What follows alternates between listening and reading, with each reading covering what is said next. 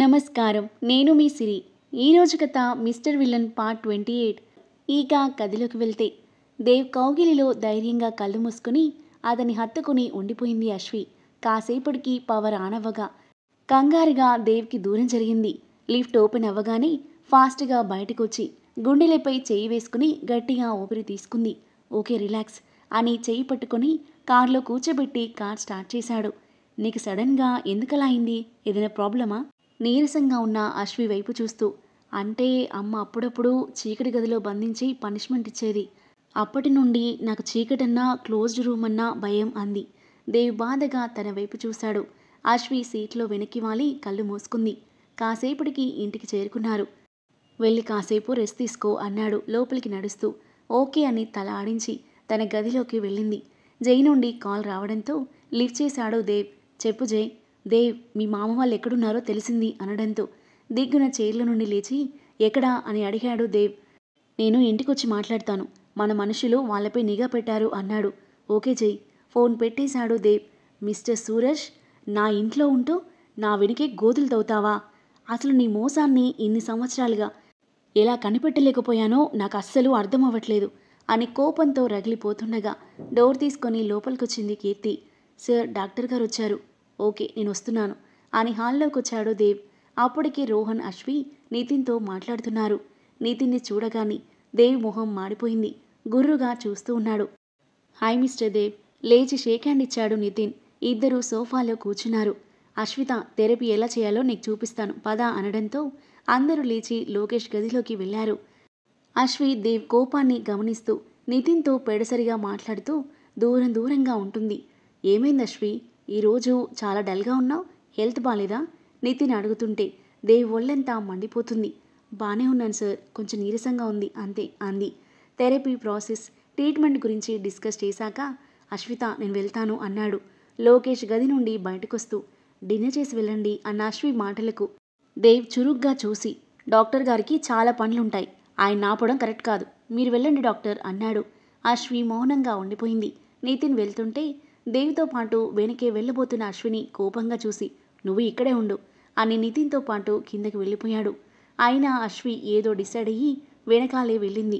Mister Nitin, మీ దగ్గర నా number ఉంది కదా, ఏం మాట్లాడాలన్నా నాతో మాట్లాడండి, నా భార్య ఎప్పటికీ అవైలబుల్లో ఉండదు కదా అన్నాడు. ఓకే మిస్టర్ దేవ్ అని నితిన్ వెళ్ళబోగా సార్ కీర్తి ఎలా ఉంది అని అడిగింది అశ్వి. దేవ్ క్వశ్చన్ మార్క్ ఫేస్తో చూస్తుంటే కీర్తి సార్కి కాబోయే భార్య అంది. దేవ్ తెల్లబోయాడు. బాగుంది అశ్విత, నీ దగ్గరకు వస్తానని చెప్పింది. అవునా? మీరు తన బర్త్డేకి ప్రజెంట్ చేసిన నెక్లెస్ తనకు నచ్చిందా అన్నాడు. దేవ్ షాకింగ్గా తల తిప్పి చూశాడు. తనకి చాలా బాగా నచ్చింది, కానీ తన కోసం రాసిన నోట్ ఎక్కడో మిస్ అయింది, ఎక్కడ పడిపోయిందో ఏంటో అన్నాడు. అవును సార్, ఎక్కడికి చేరిందో, ఎన్ని హార్ట్స్ని బ్రేక్ చేసిందో. కళ్ళలో చేరిన కన్నీటిని బలవంతంగా ఆపుకుంటూ దేవ్ వైపు లుక్కిచ్చింది. దేవ్ ప్రాణం చివుకుమంది. దేవ్ తన వైపు చూడలేక తల తిప్పేసుకున్నాడు. అతని మనసంతా చేదుగా అనిపించింది. అశ్విని అనుమానించి అవమానించినందుకు అతని మీద అతనికే అసహ్యం వేసింది. నితిన్కి ఏమీ అర్థం కాక ఇద్దరిని మార్చి చూస్తూ ఓకే నేను వెళ్ళొస్తాను అన్నాడు. Okay sir bye. నితిన్ బయటికి వెళ్ళిపోగా అశ్వి దేవ్ను కోపంగా చూస్తూ వెళ్తుంటే దేవ్ తన చేయి పట్టి దగ్గరికి లాక్కుని నాకెందుకు చెప్పలేదు? ఈ నెక్లెస్ అండ్ నోట్ అతనికి కాబోయే భార్యకి అనే విషయం నాకెందుకు చెప్పలేదు అని అడిగాడు. అసలు మీరు నన్ను అడిగితే కదా నేను చెప్పడానికి. కోపంగా చేయి వదిలించుకుంది. విషయం ఏంటి అని నన్ను అడిగారా? నేను చెప్పేది విన్నారా? మీకు మీరే మీ మైండ్లో ఏవేవో ఊహించేసుకొని నోటికొచ్చినట్టు మాట్లాడి నన్ను అవమానించారు. మీరెప్పుడు ఇంతే అని కోపంగా పైకి వెళ్ళిపోయింది. దేవ్ కూడా తన వెనకే వెళ్ళబోతుండగా దేవ్ అన్న జై పిలుపు వినబడి వెనక్కి తిరిగి చూశాడు. హాయ్ దేవ్, బిజీగా ఉన్నావా అడిగాడు వెళ్ళిపోతున్న అశ్వి వైపు చూస్తూ. అదేం లేదు పద. ఆఫీస్ రూమ్లో వెళ్ళి కూర్చున్నారు. మీ మామ పూణేలో ఉన్న తన స్నేహితుడి ఇంట్లో దాక్కున్నాడు. నీకు చెప్తే నువ్వు డైరెక్ట్గా వెళ్ళి చంపేసినా చంపుతావు, అందుకే నీకు ఫోన్లో చెప్పలేదు అన్నాడు. వాడికి నా చేతిలో ఎప్పటికీ చావు తప్పదు అని దేవ్ కోపంగా అంటుంటే దేవ్ కామ్ డౌన్, అంకుల్కి ట్రీట్మెంట్ జరుగుతుంది. రోహన్ ఇంకా చిన్నవాడే, నువ్వు ఇప్పుడు ఎలాంటి రిస్క్ తీసుకున్నా అది నీ ఫ్యామిలీని మొత్తం ఎఫెక్ట్ చేస్తుంది. దోషాన్ని శిక్షించడం నేను చూసుకుంటాను, నువ్వు ముందు నీ ఫ్యామిలీని చూసుకో అన్నాడు.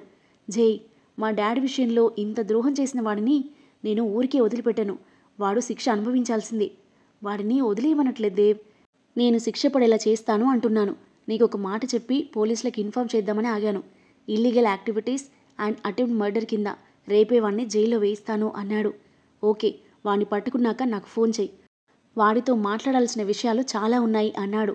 ఓకే దేవ్, ఆ సూరజ్ విషయం నేను చూసుకుంటాను కానీ నీకు అశ్వితకి మధ్య ఏం జరుగుతుంది అడిగాడు సూటిగా.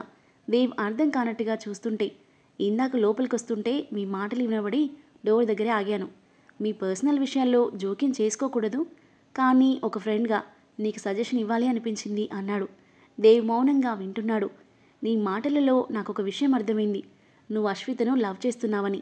దేవ్ తెల్లబోయి చూస్తుంటే, అవును, తను నీ సొంతమని నువ్వు ఫీల్ అవుతున్నావు కాబట్టి తను ఎవరితో క్లోజ్గా మూవ్ అయినా తట్టుకోలేకపోతున్నావు అన్నాడు.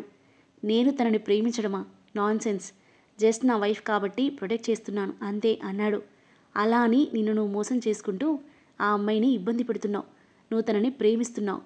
నువ్వు తనని చూసే చూపులు, తనతో ప్రవర్తించే తీరులో అది అర్థమవుతుంది. కానీ అది ఒప్పుకోవడానికి నీకు అహం, గర్వం అడ్డొస్తున్నాయి. ప్రేమించిన మనిషి కోసం నీ గర్వం, అహం వదిలేస్తే ఏమవుతుంది దేవ్? ఎన్ని రోజులు ఇద్దరు ఇలాగే దూరంగా ఉంటూ నరకం అనుభవిస్తారు అన్నాడు. దేవ్ మౌనంగా చూస్తుంటే, దేవ్, నువ్వు చెప్తేనే కదా అశ్వితకి నీ మనసులో మాట తెలిసేది. ఇప్పుడు తనకి తన ఫ్యామిలీ లేదు, నువ్వు మాత్రమే తన ఫ్యామిలీ. నువ్వు కూడా తనతో ప్రేమగా లేకుంటే తను ఎంత బాధపడుతుంది? మీ ఇద్దరికీ సంతోషంగా లైఫ్ లీడ్ చేసే హక్కుంది. నీ గర్వం, అహం అన్నీ పక్కన పెట్టేసి తనతో మనసు విప్పి మాట్లాడు. లేట్ చేయకు, ఇంకా దూరం పెరుగుతుంది చెప్పేసి వెళ్ళిపోయాడు జై. దేవ్ తల పట్టుకుని ఆలోచిస్తూ ఉండిపోయాడు. అశ్విని మొదటిసారి చూసినప్పటి నుండి ఆమెతో జ్ఞాపకాలు అతని కళ్ళ ముందు మెదులుతుంటే లేచి లాకర్లో ఉన్న అశ్వి బ్రేస్లెట్ చేతిలోకి తీసుకుని చూస్తున్నాడు.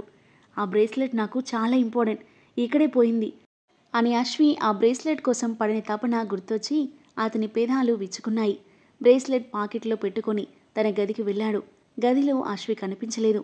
ఇంకా రాలేదేంటి అనుకుంటూ అశ్వి గదిలోకి వెళ్ళేసరికి అశ్వి బెడ్పై నిద్రపోతుంది. అశ్విత, అశ్విత, దేవ్ పిలుపు విని లేచి బెడ్పై కూర్చుంది. ఆమె కళ్ళలోకి సూటిగా చూడాలి అంటేనే గిల్టీగా ఉంది దేవ్కి. మనసంతా మోయలేని భారంగా అనిపిస్తుంటే, ఇక్కడ పడుకున్నావేంటి? పద వెళ్దాం అన్నాడు మెల్లగా. నేను రాను అంది మొహం తిప్పుకొని. అశ్విత, నేనలా అపార్థం చేసుకుని ఉండకూడదు. It's my biggest mistake. తలుచుకుంటే నాకే ఏదోలా ఉంది.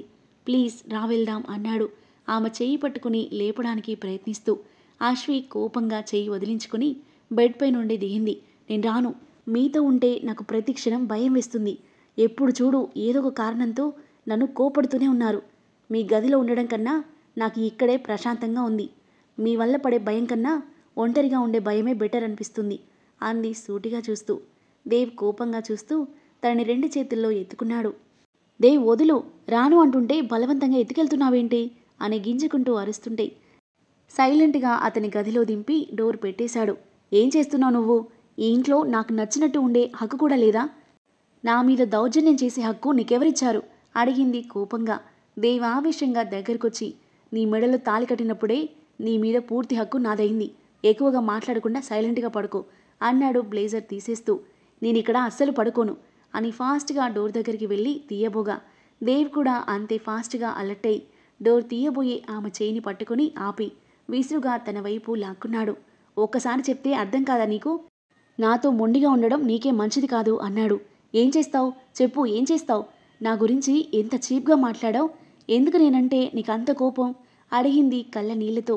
ఆమె కళ్ళలో నీళ్లు చూసి కొద్దిగా శాంతించాడు దేవ్. అది కోపం కాదు అన్నాడు మెల్లగా. కోపం కాకపోతే మరింకేంటి అతని కళ్ళలోకి చూస్తూ అడిగింది. దేవ్ ఏం చెప్పాలో అర్థం కాక మౌనంగా చూస్తున్నాడు.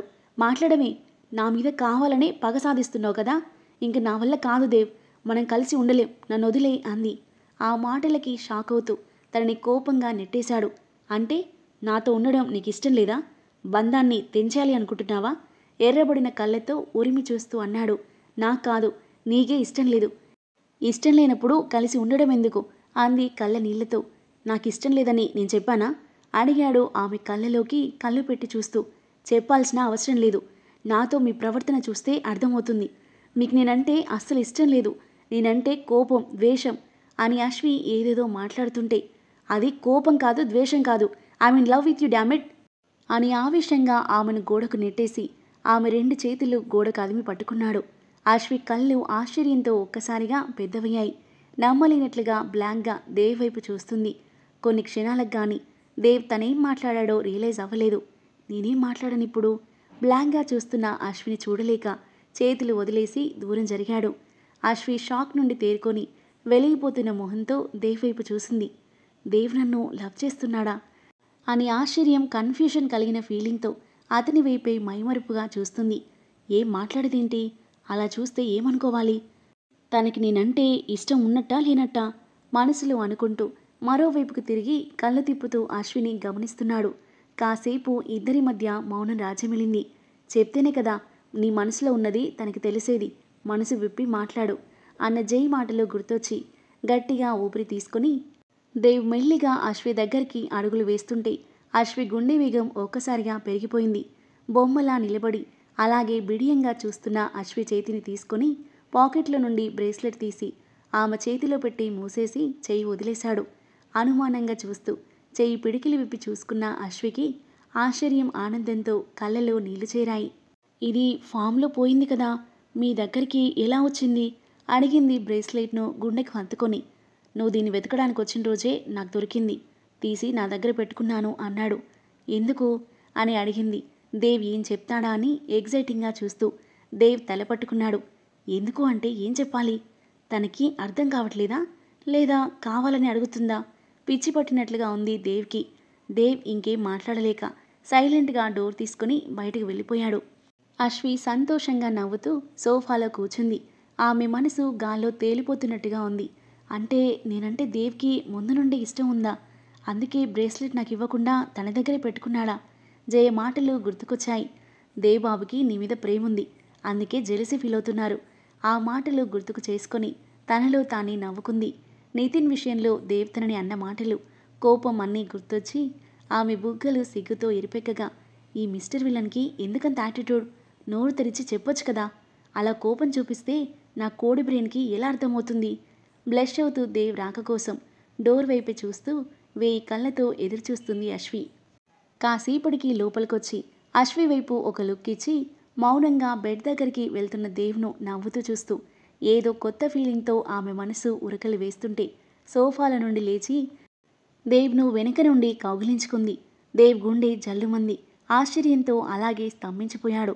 దేవ్, మొదట్లో నువ్వంటే నాకు చాలా ద్వేషం ఉండేది, కానీ ఆ తర్వాత నా విషయంలో నువ్వు తీసుకున్న కేర్, చూపించిన కన్సర్న్, మా అన్నయ్యని కాపాడడం, అవన్నీ ఆ ద్వేషాన్ని పోగొట్టాయి. నేను ప్రాబ్లంలో ఉన్న ప్రతిసారి నాకు తోడుగా నిలబడ్డావు. నా కోసం నీ ఫ్యామిలీని ఎదిరించావు. నాకు మళ్ళీ ఎలాంటి ప్రాబ్లం రాకుండా చూసుకున్నావు. ఒక భర్త నుండి భార్య ఇంతకంటే ఇంకేం కోరుకుంటుంది? అశ్వి ఉద్వేగంగా చెప్తుంటే దేవ్ ఎగ్జైటింగ్గా వింటున్నాడు.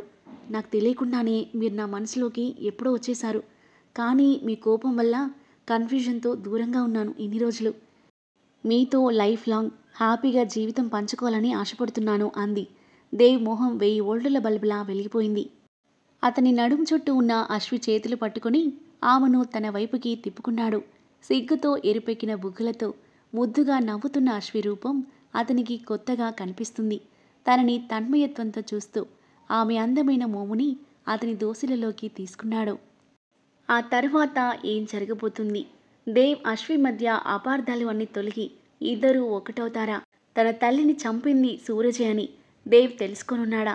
అద్భుతమైన కథనంతో క్యూట్ రొమాంటిక్ సీన్లతో ఇంట్రెస్టింగ్గా సాగే ఈ కథ యొక్క నెక్స్ట్ ఎపిసోడ్ కోసం మన నెక్స్ట్ వీడియో చూడండి. కథ నచ్చితే లైక్ చేసి కామెంట్ చేయండి. ఇంకా ఇలాంటి ఇంట్రెస్టింగ్ స్టోరీస్ కోసం మన ఛానల్ని సబ్స్క్రైబ్ చేయండి. Thank you for listening.